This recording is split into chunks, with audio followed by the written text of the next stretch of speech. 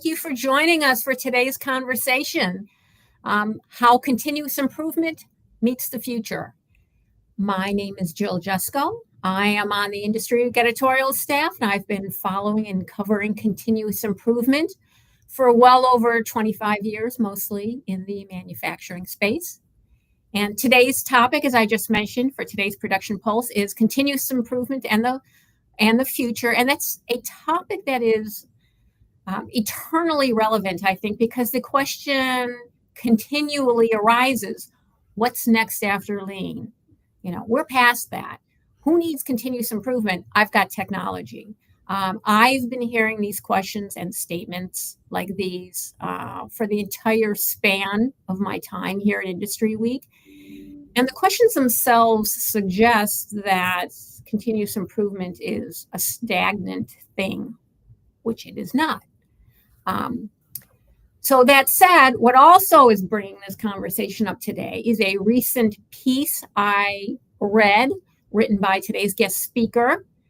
And now that I've brought it up, let me go ahead and introduce today's guest speaker. Joining us today is Sarah Tilkens.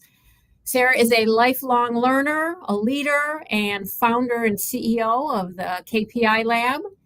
She has a lengthy career in manufacturing at GE Healthcare, and we were lucky enough last year to have her as a guest speaker at our IndustryWeek Operations Leadership Summit.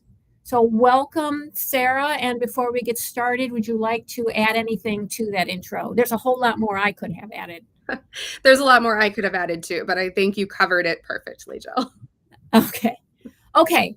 So the recent piece from Sarah that I mentioned just moments ago was a short discourse on the intersection of Industry 5.0 and continuous improvement / lean.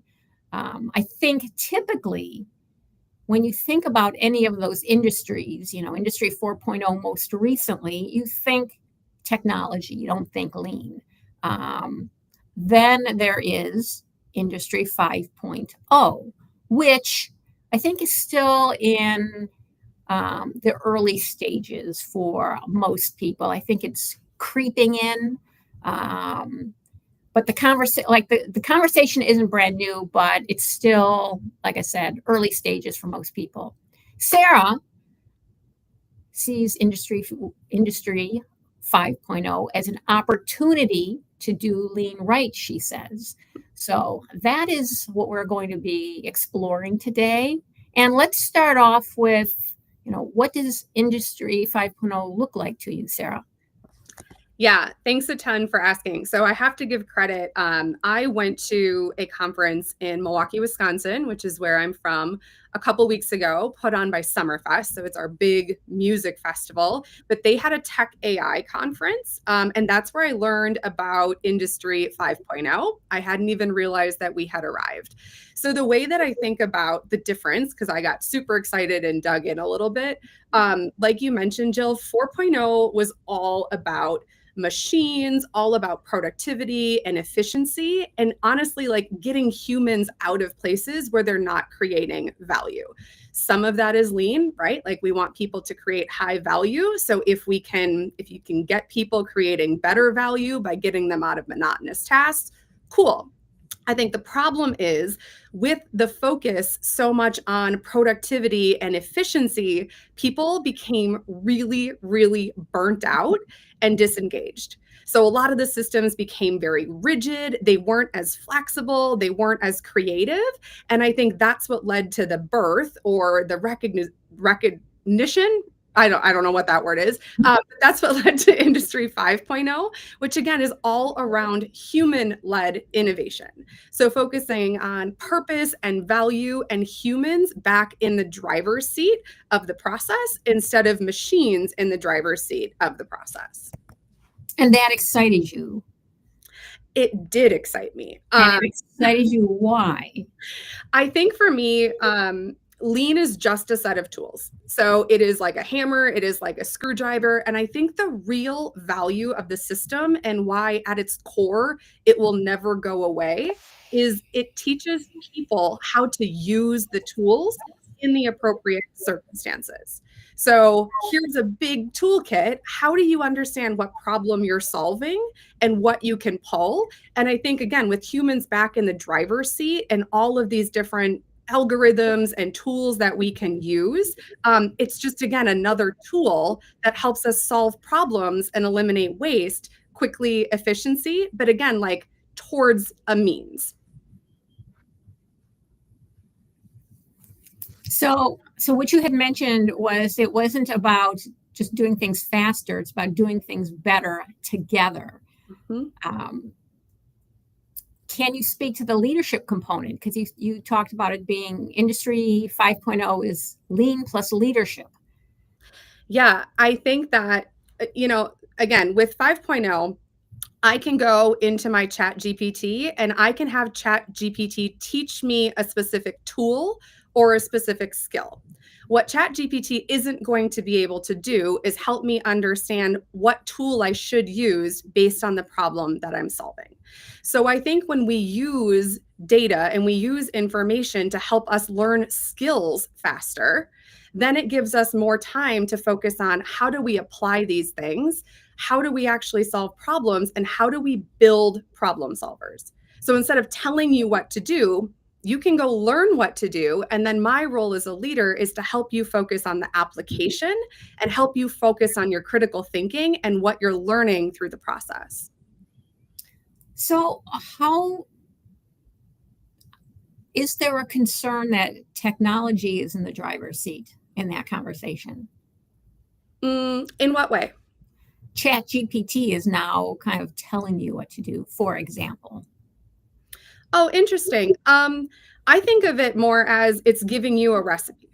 So it's telling you how to bake a cake. It's saying, in order to use this specific tool, a daily management system, here are the components that you have to consider. Here are the different elements that you need to buy at the grocery store. You're going to preheat the oven like this, and here's how you bake a daily management system.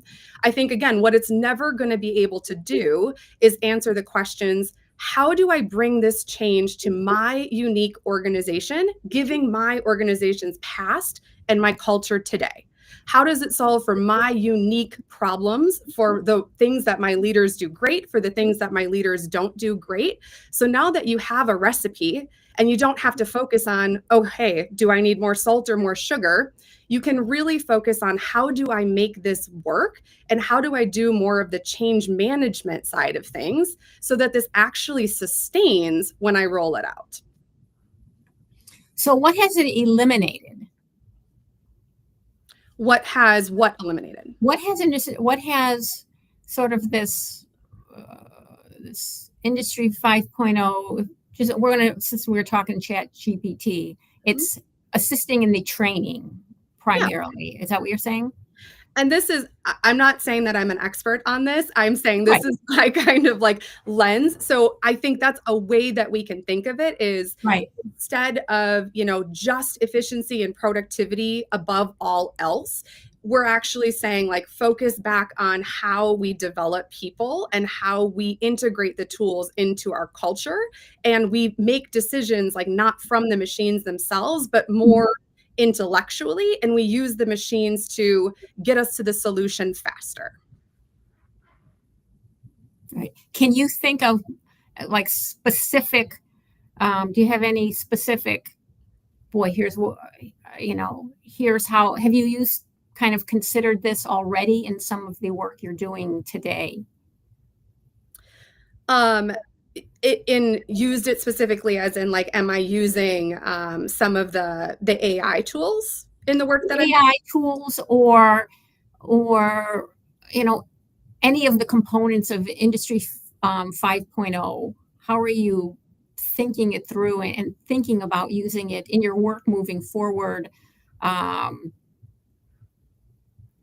Yeah, so I think the big change for me, which I don't know that it's a big change for me, because I think fits with a lot of how I've always coached and led, but it's focusing less on teaching the tools and more on building critical thinking and helping people understand how to understand their problem and how to use the right tool in the right situation. So it's really focused on developing problem-solving mindset instead of just teaching a problem-solving tool. Okay, so that I think is kind of frequently, and maybe frequently is too strong a word, but I think that is for a fair number of organizations anyways, I won't put a percentage on it, is what kind of continuous improvements fallback is teaching the tools. Mm-hmm. And in fact, that is sort of as far as they go. And maybe that's because that's all they have the time for. Maybe that's because they don't really understand the rest of it. But what you are saying is now we can devote appreciable time to the rest of it, which is the really important part of it. Yeah, exactly. I think when we teach the tools, again, it's only hitting the surface level. I think the opportunity to teach the behaviors and teach the mindset is a totally different ball game, where again, then as leaders, we truly get to become the coaches and the guides instead of becoming the ones that are doing the firefighting and solving the problems ourselves. Right. So if the teaching the tools component is I'm going to say taken off the table, that's really not exactly what I mean, but removed from the primary kind of way that CI leaders are spending their time, how should they, or if you were giving some advice about reordering your priorities, or what should your priorities be, given that is no longer taking all your time, what would you say? Yeah. And I'm not saying that it is taking all the time, but like I've taught a lot of lean boot camps in my day. And I will tell you, most of them, again, were like very intense, tool focused. Like there was some experiential stuff, but it was really just like, I'm going to hit you with every tool in the playbook as quick as possible. Well, I will tell you, I'm the one saying, the tools is taking a lot of time. That wasn't you, but that's what I see frequently as well. And if that goes away, what's the best way for excited continuous improvement people saying, okay, now I have time for more things. What should their priorities be in that, in that new paradigm? Yeah. Great question. I just met with someone yesterday who was asking me a lot about this question. And the way that I think about it is understanding what organizational problems you're trying to solve. So starting at that high level, again, are you going after cost? Are you going after on-time delivery? Really just clarifying the direction and where do we want to be a year from now? As we get clear on where we want to be, we're going to unearth, okay, in order to be that, the problems that we need to solve are X, Y, and Z. Here's who I am today. Here's who I want to be in a year. This is the trilogy, but okay, now what am I going to do to get there? And when you have that question, I think it's just people thinking really differently about how they could move from point A to point B. So recognizing, what do you guys do uniquely well? Where is a place maybe you shouldn't go? Maybe you've tried a 5S initiative 10 times and it's never worked. Okay, can we just say that's not going to be our superpower and ask what other path can we walk that's going to get us where we want to go? And it's going to create the right culture and momentum and energy that we're looking for in our organization. So it's problem focused first, and it's recognizing that the tools come way, way later in the process. The other thing I would offer is I can use a ton of different tools for a ton of different things, but me personally, as a leader, I am not super detail oriented. I am very innovative. I am very fast. So the tools that I gravitate towards are going to be the tools that I can use in groups with quick results, with, again, like the quick hits, because that's the tool that fits me best. I'm not a carpenter using a saw. I am, again, an electrician using a screwdriver. So it's just recognizing, for me, the way that I go fastest, the way that I create the most value, is to gravitate towards things that I am uniquely capable of using. Okay. I want to kind of jump into another topic a little bit, because I think it is one that it's important going forward as well, given the changing world. I want to jump into, you keep mentioning people, but I'm going to address people in a different way. And this way is, the workplace is changing. The manufacturing workplace for sure is changing, but every workplace is changing. And it is, becoming more automation, but it's becoming fewer workers. So it's becoming fewer people. How does that, or should that impact how you go about developing a problem-solving culture that you've been, talking about? Good question. The first thing that comes to mind is that, I don't think that it is a leader's responsibility to make someone a problem solver. I think that we can create containers. We can give people the right puzzles and the right challenges. We can ask the right questions. But ultimately, I think the responsibility should be on others to recognize this is a skill that's going to serve me and I want to play. So it's flipping the narrative that I can make someone something. And I think you have to innately want to become a great problem solver. So that's a little bit of a different shift.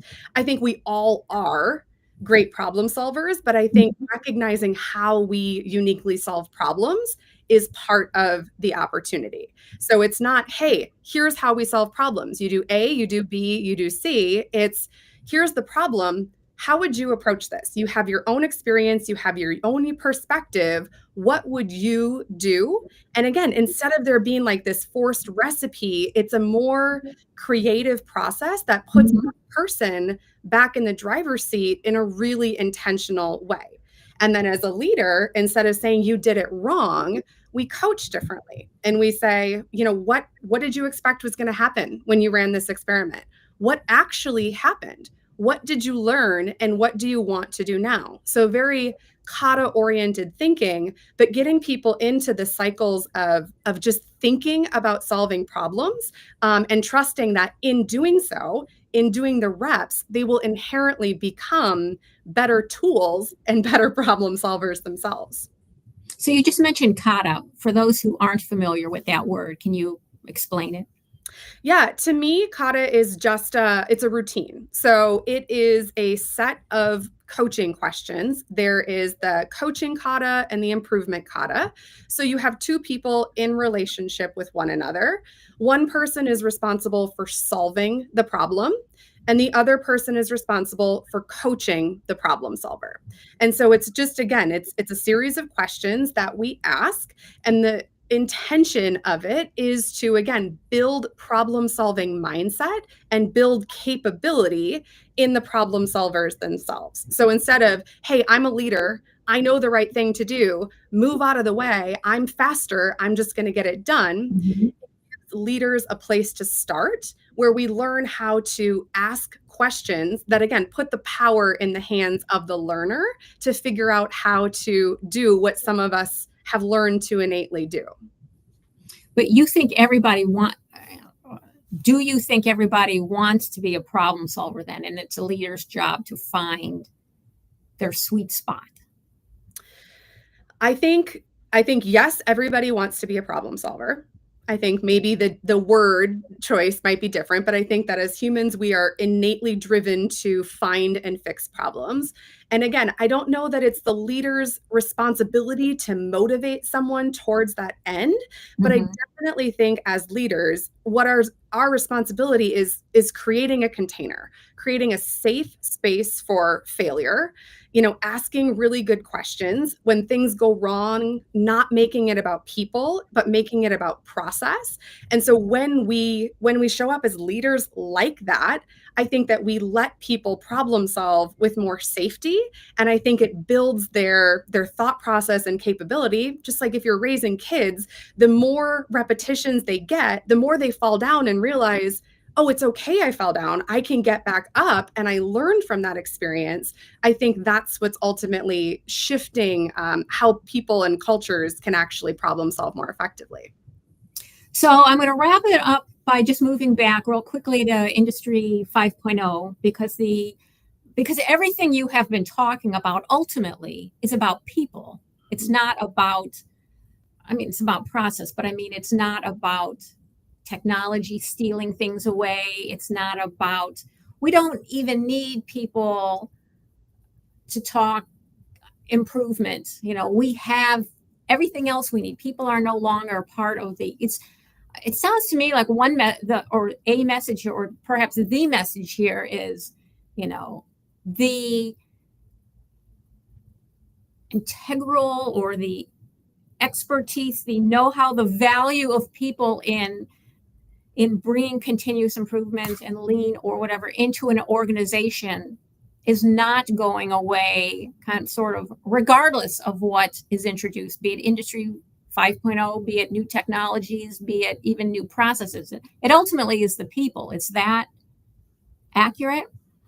That's my opinion. I remember, when I learned MUDA and the forms of waste, right? So the acronym that I always knew was Tim Wood, and you've got all these forms of waste. And then it was always an afterthought to go, oh, and some people also talk about talent, underutilized talent as one of the forms of waste.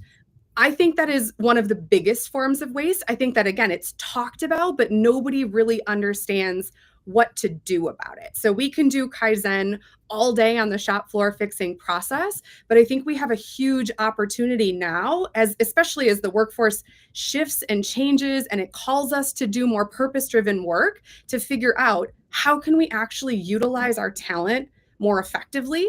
How can we stop solving problems and actually build problem solvers? And I think that is, in my brain, that is where lean and Industry 5.0 completely collide. It's a different way of thinking about how we bring people back to the forefront and crush our goals and solve our problems with fun. Right. Yes, let's not leave out fun.